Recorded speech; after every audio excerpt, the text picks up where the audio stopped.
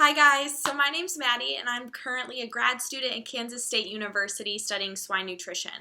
Due to COVID-19, unfortunately we were unable to meet in person for this year's 4-H Discovery Days, but I still wanted to be able to get you on farm without actually getting you on farm. So today we're going to be taking a virtual farm tour of the Kansas State University pig farm, and I had some help from some super awesome grad students, so I'm really excited to share this with you.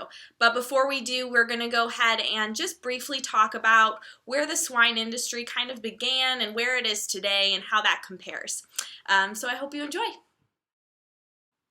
So throughout the 1900s, pigs could be found on nearly every United States farm, and pigs were primarily raised outdoors on dirt lots for producers and their families to consume. However, as the 1900s advanced, by the year 2000, producers had moved all of production, or nearly all of production, indoors in order to improve their ability to produce pork while providing the best possible care for their animals. Advancements in technology and genetics has led us to not only provide the best care, but also increase production efficiencies. This means we are able to grow out pigs faster than we used to be able to, and a lot of this has to do with the fact that we have control over the environment when they're indoors. Also, we are able to provide more nutritionally dense diets. So today we are going to walk through the 4 different phases in modern day pig production. But first, let's talk about biosecurity. So let's head on over to the pig farm. So most farms, both pork and poultry, has instituted different biosecurity measures. And what this means is it's just different rules and regulations put into place when entering and exiting a farm in order to protect the swine herd. This is protecting the herd from diseases coming into the farm, as well as diseases that are on the farm from coming out of the farm and infecting surrounding farms. So one way to do that is when you're entering the farm is to wear booties. So we're going to go ahead and put these on before getting out of my vehicle. That way any sort of dirt or particles that are on the bottom of my shoes does not end up getting tracked into the barn.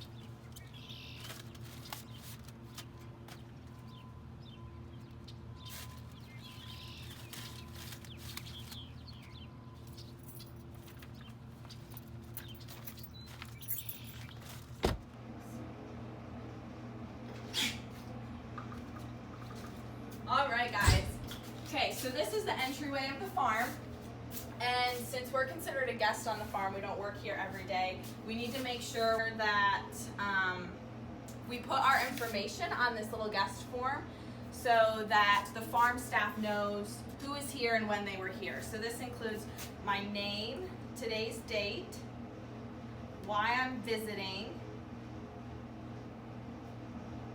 and then the date that I was last in contact with pigs. So this is really important. So most farms have different biosecurity rules in regards to you have to be 24 hours, 48 hours, sometimes even more since last pig contact.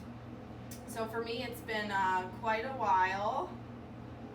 And my last pig farm contact, they also want to know, so where did I see those pigs? Was it my house? In my case, it was here at the Kansas State Farm.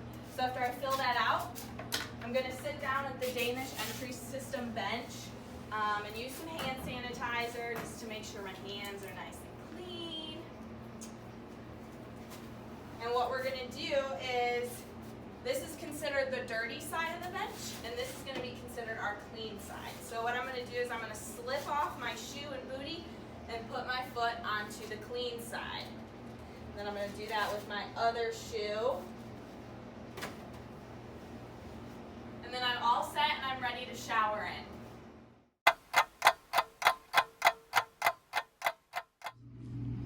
Alright guys, so I didn't explain before, but the reason why we shower when entering onto a pig farm and also a lot of poultry farms is again, biosecurity. So we want to make sure that we're washing off anything that could be stuck to our skin particles, or maybe that's up our nose or in our hair, just to make sure, again, it's another step to make sure that we're keeping the pigs safe on the farm. So when we come into the facility, there's a clean side of the shower and the dirty side of the shower, really similar to that Danish entry bench that we saw when I first came into the barn.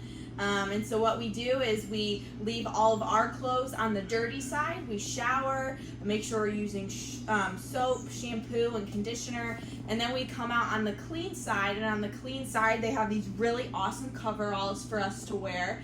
So we go ahead and throw these on. We also put on a pair of gloves, and then we put on some new shoes, and these are basically Crocs with boot covers put over them. So right now we're standing in what would be considered the office for this farm. So if you come this way, we'll take a look at, this is the shop. So really nothing super exciting here, but really important. So we want to make sure we can fix anything that goes wrong on the farm. We also have a washer and dryer for cleaning all of our dirty coveralls at the end of the workday.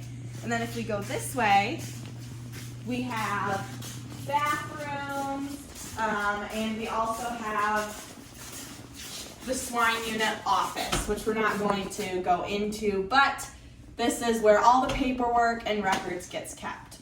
Okay? So now we're going to go ahead and head out to our first phase of production, which is going to be the gestation barn.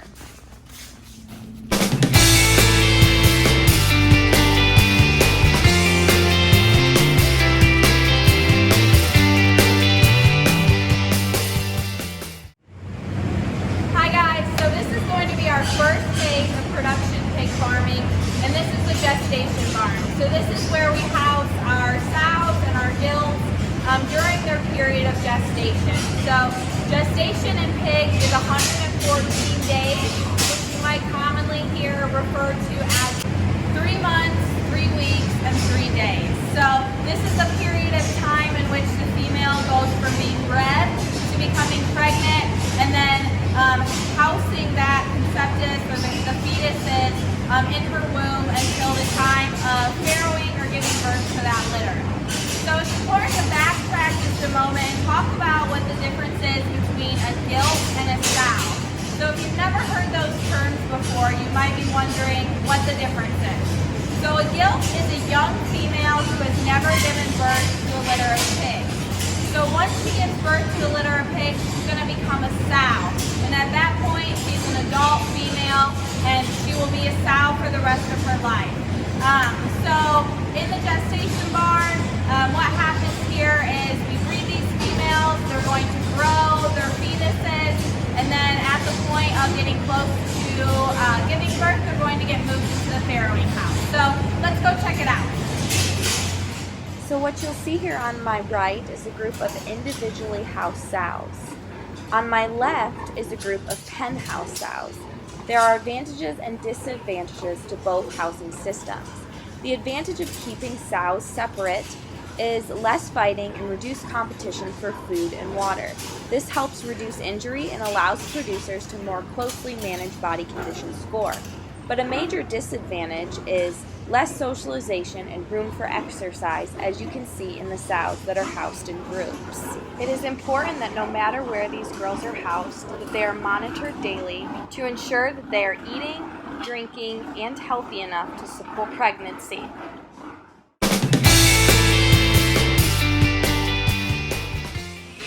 Alright guys, so now we are in the farrowing house, or oftentimes called the farrowing barn, and this is going to be our second phase of production, okay? So farrowing is the process of giving birth. So this is where we move the mama sows or gilts so that they can have their litters of pigs. So we'll go ahead and walk down here and take a look at the litter.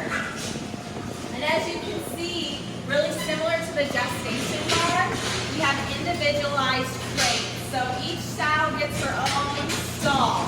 And this is really important in the farrowing house for two main reasons. But primarily one, to make sure that we're protecting her litter from being crushed or laid on. So this allows the pigs their own space separated off from their mama.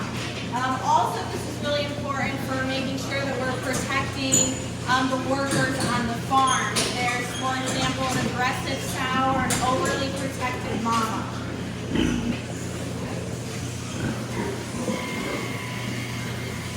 So as you can see, these stalls line the room on both sides.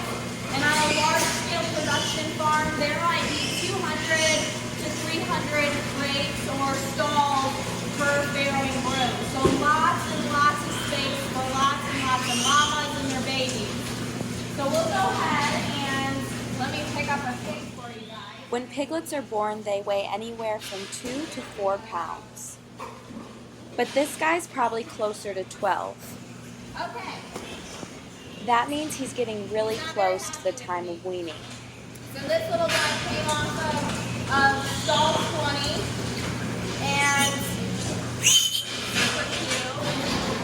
So the average litter size in the U.S. ranges from 10 to 12, upwards sometimes of 16 to 17 pigs per litter. So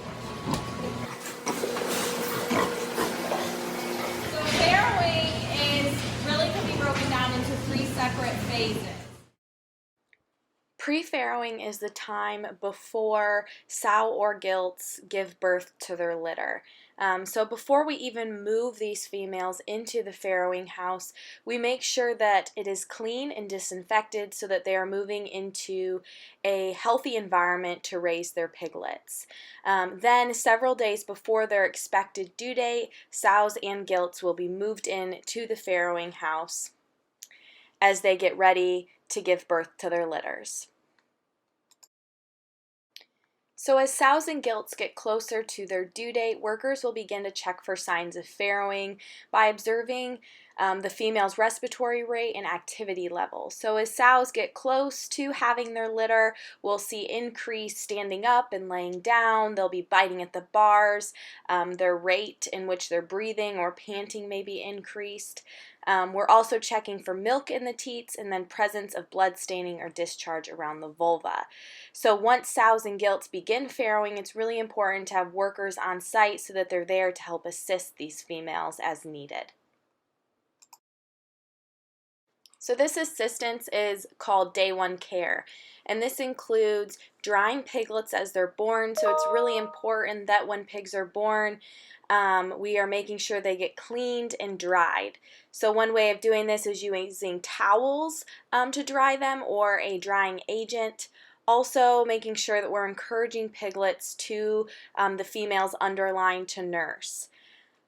When we consider large litters of piglets, also making sure that we are split suckling those litters and giving each piglet an opportunity to nurse. So this means pulling half the litter off the female and placing them in a hot box and allowing the other half of the litter to nurse on the female for a period of time and then switching. And then lastly, considering cross-fostering. So this is just moving piglets around between sows to make sure we're balancing litters and that there's enough teats to support the number of piglets on the sow or gilt. So day 1 care in general is crucial to make sure that we're reducing stillborn pigs or the piglets that are born deceased, as well as preventing mortalities if there is a piglet that's born weak. And then again, increasing that milk or colostrum intake. So that first milk called colostrum is really important. It's high in nutrients as well as antibodies and immunoglobulins, which are important to getting these piglets up and going. And then lastly, we have post-farrowing, which really starts off with processing litters, and we're going to talk about that in the next video. Alright, so after piglets are born, usually 2 to 3 days afterwards, we go ahead and process them. And processing consists of 4 different steps really. So what we do is, for each stall, we remove all the piglets off the mama and we put them in a little cart like this. And what we do is, first we'll start by some sort of identification. So here at Kansas State, we like to ear notch the pigs. So if we zoom in closer here, you'll see that there's little notches taken out of this piglet's ear. And This is just so we know what litter this pig came from and what number this pig is in the litter so that we can track them throughout the herd. We also are ensuring that we're docking tails, and this is really important as these pigs start to grow and get bigger because they have a tendency to like to bite on or play with the tails. So by docking them or cutting them shorter, we're eliminating some of these vices for them.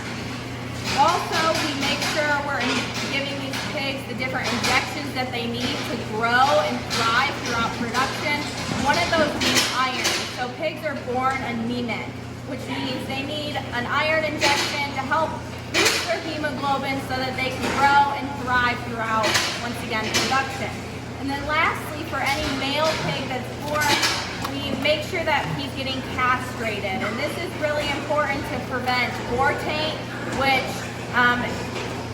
causes just different smell as well as taste for the meat product at the end. So in addition to processing, post-farrowing consists of everyday care, and this is ensuring that mama and babies are healthy, which means making sure everyone is active, up and moving around, eating and drinking and communicating with one another. So once piglets reach around 18 to 21 days of age, they are removed from the sow and transported to a separate nursery facility, and this is called weaning. At this time, piglets are roughly 12 pounds, and they're ready to be transitioned from a milk-based diet to a dry, grain-based diet.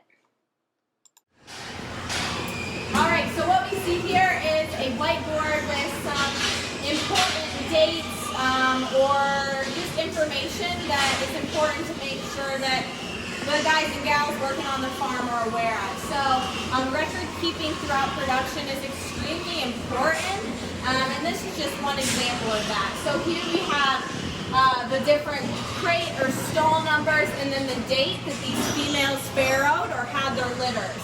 And then over here we have our different treatment records for what sows or piglets have received treatments, whether or not it's because they started to feel sick and went off feed, or maybe they had some sort of lameness issue. Treatments are really important to ensure that we get these females as well as their litters back up and moving and going so that they continue to grow and thrive and produce. So we're going to come this way into the farrowing house office.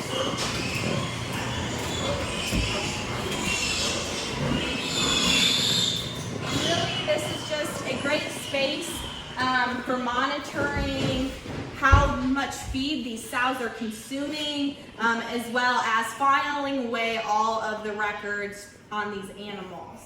We also have additional gloves, some extra scales in here, as well as we have a fridge which contains, if we go back and talk about treatments, all the different antibiotics that the sows or their piglets might need.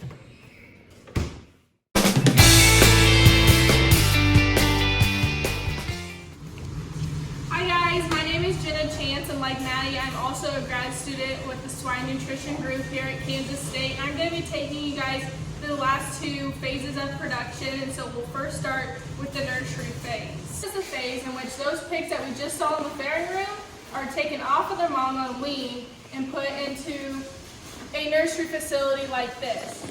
This facility is warm, it has all the feed that they can eat, and feed is especially important in the nursery phase because they're coming off of a really, really nice diet off their mom, full of milk and rich nutrients, and then they're going to a corn and soybean meal based diet. And just like us when we're babies, we kind of have to be transitioned into heartier foods. And so we like to put a lot of really specialty, nice ingredients in there to try to get them onto feed a little bit easier and kind of help that transition go a little bit smoother for them. One thing that's also really important, if we want to kind of zoom in on this picture, is looking at feeder adjustment rates. Feed is really, really expensive, and especially in the nursery phase with all these specialty ingredients, so we want to make sure that we have pan coverage of about 40 to 50%. We don't want these pigs to be wasting feed because that's just money going straight into the pit. Just like feed, pigs need free access to clean and fresh water, and sometimes we'll even have kind of a cup around this nipple water so that we can preserve water. But we always want to make sure that our nursery pigs have free access whenever they want to be able to eat or drink, because they're eating around once every hour. Maybe the most important part about the nursery phase is making sure that we're going through every day and doing daily observations and making sure that these pigs are healthy and that they're growing well and that they're not sick or not hurt. And so we're going to walk through every single one of these pens. We're going to check every single pig, and we're going to see, are they lame? Are they coughing? You know, do they have diarrhea? Is there anything that's wrong with them? And if so, do they need to be moved to another pen where they're not competing with other animals, which we would call a sick pen? So we would bring all the animals that are struggling. We're going to treat them there for however long it takes for them to get better, and then we're going to put them back into their pens. Another important thing that we're going to do in our daily observations is see the temperature of the room. Like I mentioned, this room is normally pretty warm for these guys to grow, but we want to make sure that they're getting enough fresh air and that they're not overly hot. If they're really, really warm, you're going to see them all spread out all across the pen. They're trying to get far away from each other to try and get some air. If the room's too cold, they're going to be huddled together and trying to get body heat off of one another. So ventilation is extremely important in the nursery phase. We're going to have a control box that looks something like this. It's going to control our fans and our ventilators in the nursery room or barn.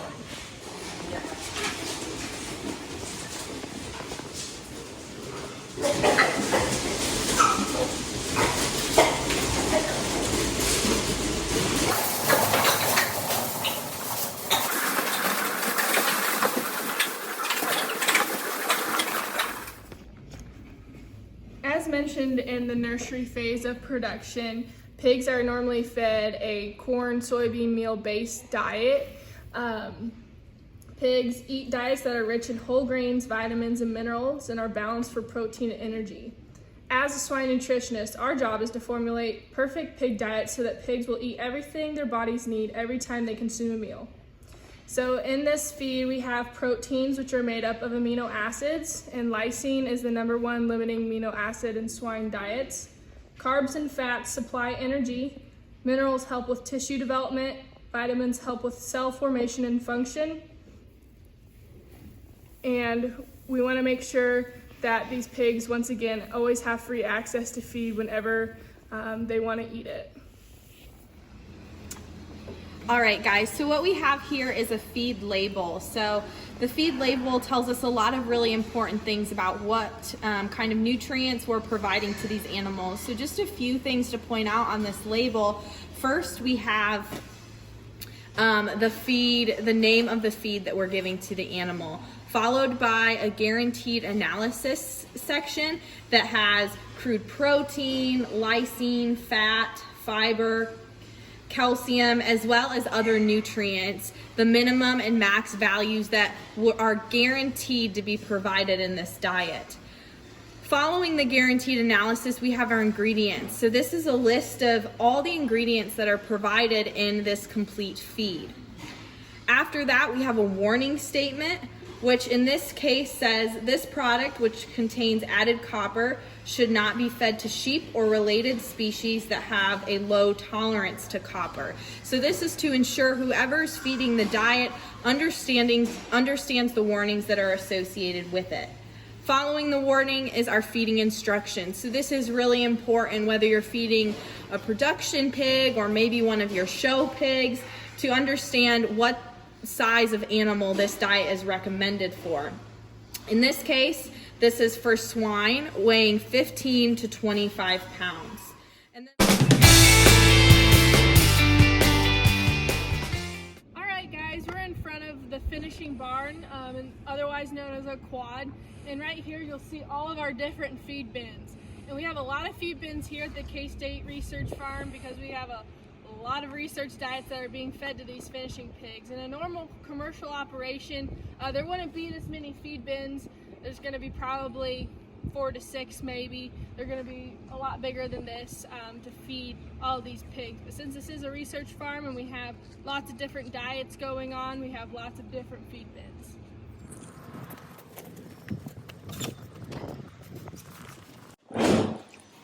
Hey guys, this is our automatic feeding system, Feed Logic, and it's connected to those bins that we saw outside. So it goes through all 4 rooms and it feeds these pigs. And so this reduces a ton of labor because finishing pigs eat a lot of feed. I talked about how nursery pig diets were expensive because of all those specialty ingredients that we put in there, but finishing pigs are expensive because they just eat a ton of feed.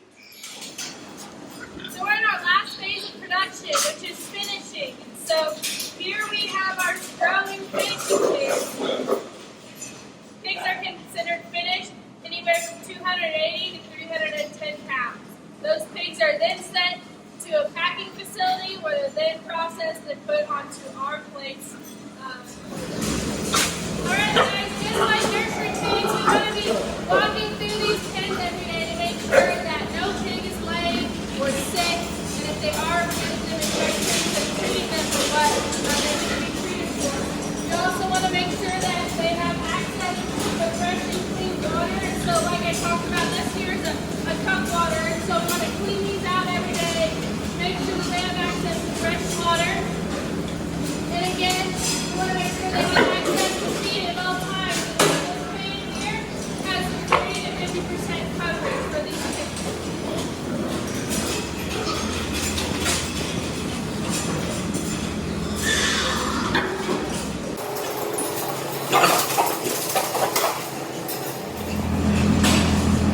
Another key factor of finishing production is ventilation, and so there's different types of ventilation systems, different type of finishing barns.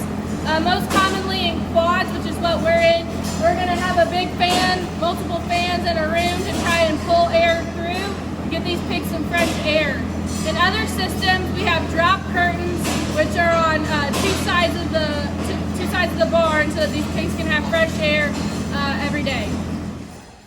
So as we talked about in nursery and with any phase of production, one of the main reasons that we moved pigs indoors is so that we can more adequately provide for them what it is that they need, and one of those being temperature regulation. So that's really key, especially in areas where we experience all 4 seasons. So this is a heating unit which can be found in gestation as well as farrowing, nursery, and finishing barns. And this is set up similar to, if we walk over here, that we saw in the nursery.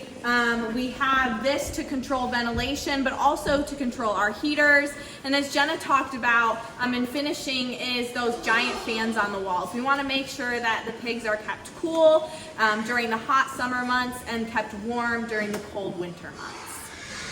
Another key thing we want to talk about when it comes to finishing pigs is withdrawal time. So withdrawal time is the period in which a pig was given an injection when it was sick or hurt, and that period for that drug to actually exit the pig and not have any type of residue in the meat. And so here we have penicillin, and if we take a closer look at our residue warning, we can see here for swine we have a 7-day withdrawal period. So from the last time that this penicillin was given to the pig, we need to wait 7 days before it could be sent to market. Hi guys, so as we're moving pigs between different phases of production, it's really important that we have the tools that are needed to do this both safely and successfully, both from a standpoint of us as workers on the farm, but also the pigs. So what I have here is a rattle paddle, and as you can hear, it makes a lot of noise. So this is really helpful, especially for young nursery pigs. As you're trying to move them forward, if you get behind them and you shake the paddle, they run from that sound and it encourages them to move forward. And I have here a sorting board, and as the name implies, it helps sort the pigs. So if we need to sort out a pig that's sick, we're going to use this tool, or also when moving the pigs, we're going to use this. It's really nice to help cut off corners and angles so that those pigs, when they're trying to turn around and run back to their pen or wherever they came from, we can stop that and push them forward.